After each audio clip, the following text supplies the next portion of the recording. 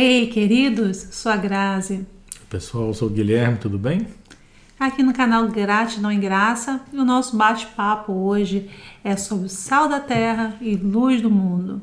A gente está nesse ciclo, falando sobre a casa edificada na rocha, e a casa edificada na rocha era feita, uma palavra baseada no Sermão da Montanha, e no Sermão da Montanha a gente tem aí alguns princípios que estão sendo abordados ao longo desse ciclo, e hoje a gente vai falar da sal da terra e da luz do mundo. E nesse vídeo vocês vão ver que Jesus ele passa, em vez de comunicar bênçãos como nos outros, ele passa a comunicar responsabilidades.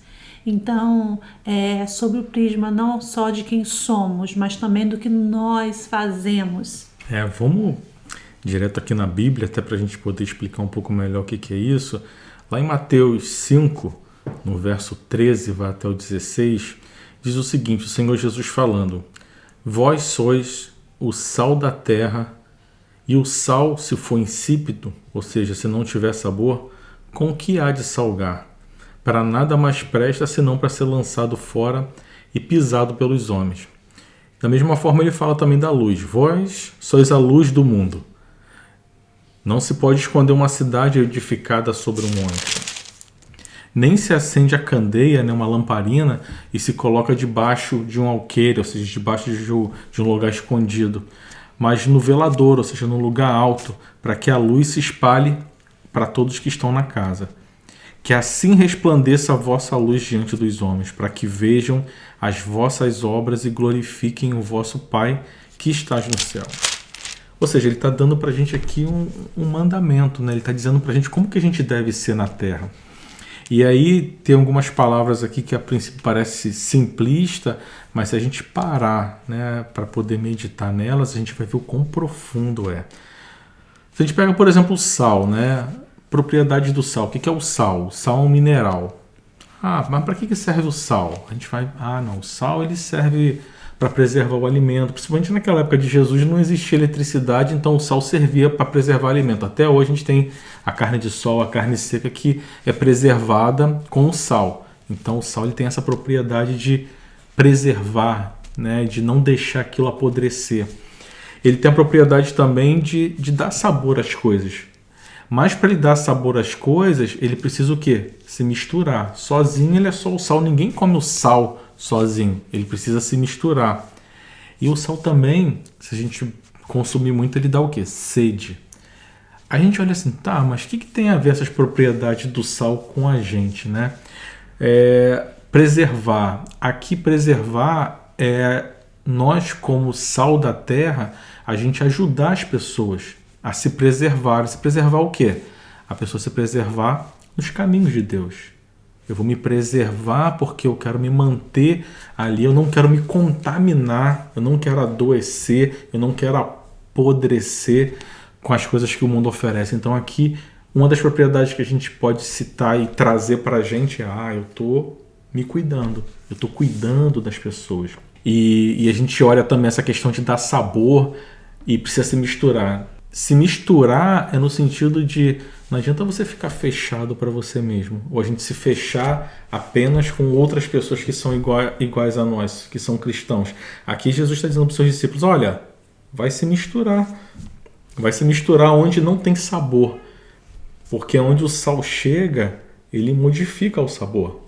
Ninguém come uma salada plenamente dizendo que saborosa, por mais tempero que você coloque, se falta o sal, não está completo. E aqui quando Jesus fala também de ser o sal e o sal ter sabor, ele está dando também aqui uma advertência, porque muitos de nós achamos que estamos nos misturando, mas se a gente não está modificando de alguma forma aquele ambiente que a gente não está passando sabor, porque o sal, quando ele se mistura com os outros ingredientes, por mais que cada ingrediente tenha a sua característica, o sal ele deixa o sabor dele. E aqui quando o Senhor Jesus fala também da gente ser sal na terra, se mistura, dá sabor, modifica.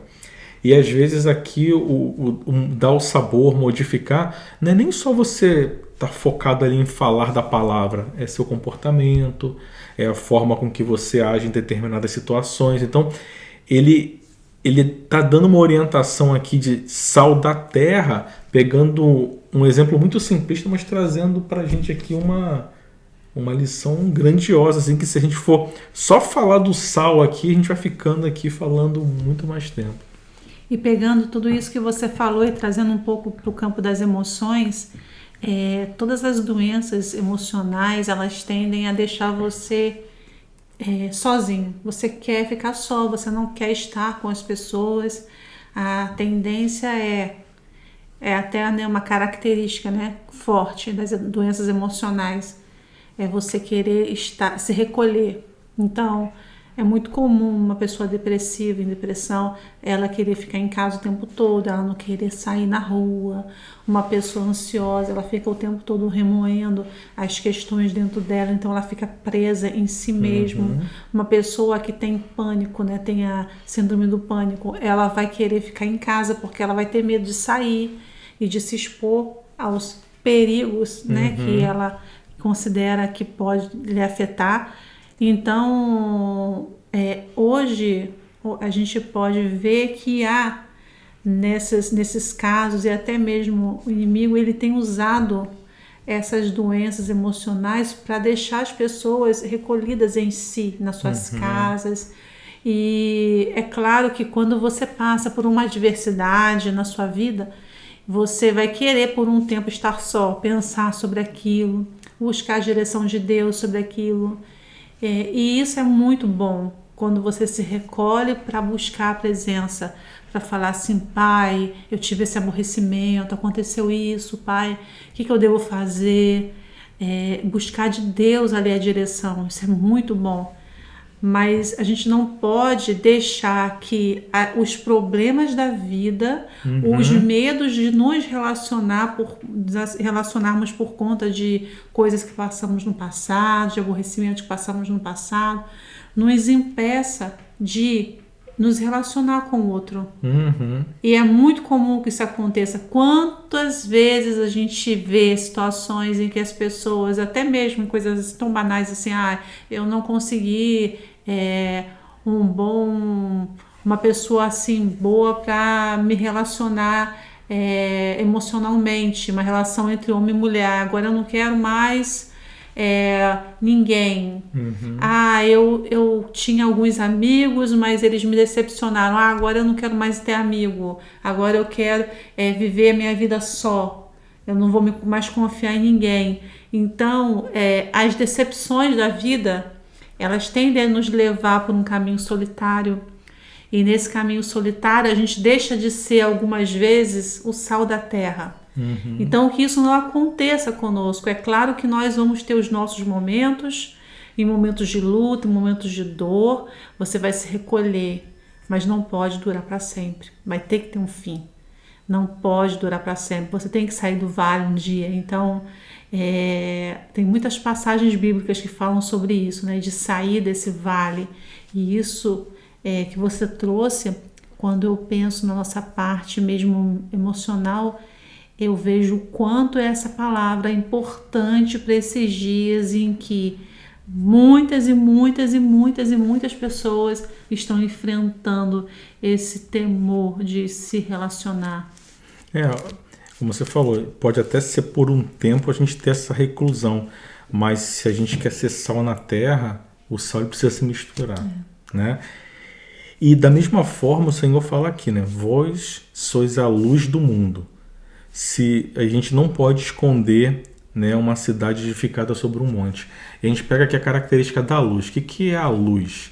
Né? A luz, ela traz a verdade, porque se você está num local escuro e por mais que você esteja tateando ali, eu te dei um tempo para ficar tateando no escuro, você vai, ok, eu acho que tem isso, eu acho que tem aquilo. Quando você acende e traz a luz, você vê a verdade. Você vê efetivamente o que está ali. Você pode falar da cor, da característica. Então aqui o Senhor Jesus está falando assim: você é a luz do mundo. Você está levando a verdade.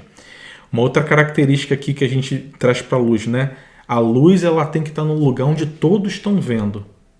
Você não vai esconder a luz embaixo, né, de uma mesa. A gente não vê nos lugares que a gente entra a luz num lugar que a gente não pode ver. E uma coisa que eu estava até fazendo o estudo com os jovens essa semana, e um deles trouxe um exemplo que eu achei muito interessante, porque a gente estava falando do sol, a luz do sol, né? A luz do sol, ela ilumina, ela é forte, ela traz o calor, né? Ela traz a verdade, né? O calor ali, a gente está trazendo aqui como um calor humano. Aí um deles começou a falar mas e a lua?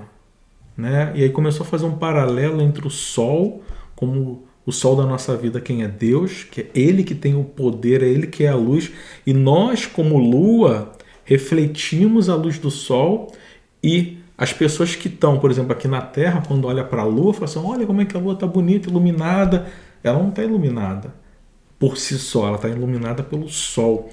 E aí a gente começou a falar, o sol sendo Deus, né, sendo Jesus na nossa vida, nós como lua até recebemos luz, mas nunca pode ser uma coisa assim que a gente achar, não, eu tenho a luz, eu tenho o poder, eu que vou levar, eu que vou ajudar. Não, se não for pela vontade de Deus, se não for pela luz que Ele dá pra gente, a gente não consegue resplandecer isso para ninguém, né? E outra coisa que a gente falou também a luz, ela serve para guiar. Então como é que a luz guia, né? Se a gente pegar ali, por exemplo, um avião, a pista está iluminada ali para ele poder saber exatamente aonde ele vai descer, qual o espaço que ele tem, distância, e ele vai ser guiado ali naquele local. A luz também como advertência, se a gente pegar um sinal de trânsito, né, que vai dizer para a gente, olha, agora pode ir, agora você deve parar. E aqui quando o Senhor fala da gente ser luz do mundo, né, a gente se achar em colocar num local de destaque onde todo mundo vai ver a gente. Mas é que como se as pessoas fossem olhar para a gente e falar assim, poxa, você é diferente, né? Eu sinto algo diferente em você, eu também quero isso. E, de novo, através do exemplo, através das coisas que vão ser feitas. Então, aqui, se a gente pegar o sal é mais uma coisa interna. É como se fosse uma mudança interna ali. É algo que está dentro de você. E a luz é o que você resplandece ali para os outros. Então, o que o Senhor quer que a gente faça, né, como discípulo dele sal da terra é você ter o teu interior purificado ali, onde você vai levar para as pessoas mudança. E a luz é no sentido de você resplandecer para as outras pessoas verem assim, e você está pronto ali para falar uma verdade para a pessoa que precisa, você dar um direcionamento, você ajudar numa questão que a pessoa precisa, mas nunca se achando luz, que não somos luz. Nós somos o reflexo do que Deus dá para a gente. Então, tudo que a gente passa para outro, e que a pessoa fala assim, poxa, você me ajudou nisso. Não, peraí, não foi eu que te ajudei, não. O Senhor me deu a luz e eu estou resplandecendo um pouquinho aqui para você também. Do pouco que eu recebi, a gente está dividindo. Então, essas palavras aqui, de novo, parecem muito simplistas, né? Um texto pequeno, mas traz um ensinamento assim muito grande. E é como a comida, na comida que a gente faz. A comida é o importante, mas o sal é que dá aquele sabor, paladar.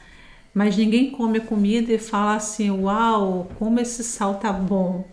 É como a comida está boa. Muito embora aquele sal vai dar aquele realce no sabor, né? E você nem vê o sal desaparece. É verdade. Que essa palavra chegue ao teu coração, que dê uma sacudida aí no teu dia e pensa que será que não é a hora de você levantar daí? Será que não é a hora de você buscar em Deus coragem para você se relacionar com as pessoas, sair de casa, conviver com as pessoas? Peça a Deus orientação, peça a Deus cuidado, discernimento e direção para que você se conduza segundo a vontade dele. Um grande abraço e até a próxima. Tchau, pessoal.